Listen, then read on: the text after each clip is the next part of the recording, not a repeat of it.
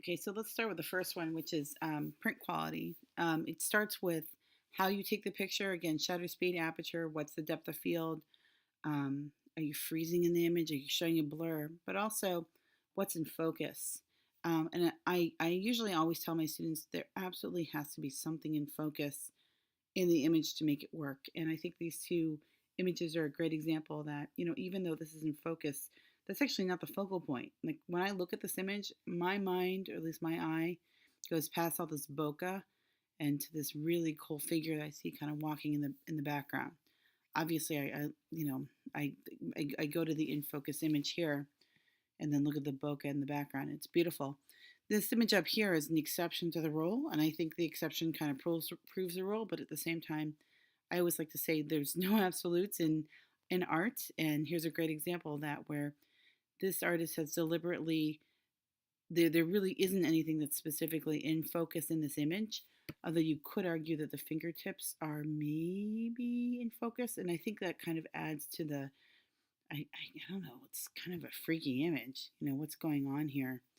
I love the image though. So focus, very important, an essential part of a high quality image.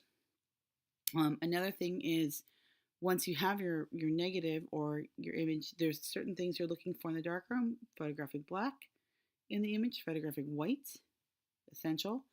We're going to get more into the details in the midtones. So it's what's happening in those gray areas. What can you see? What can't you see? And then excellent contrast. And I want to explain in another video how to use a filter to get this. And then a clean white border around the photo itself with no chemical residue. Now, I don't know why I put this in such small writing. It's kind of important.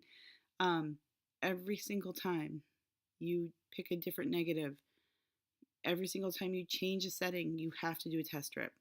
That's essential. If you just kind of guess and you're just going to run through paper and quite frankly, you're wasting your time because you really just can't get that accurate depiction without looking at that and also looking at it in regular room light. Just so important. And okay, here I am. Let's bring this back.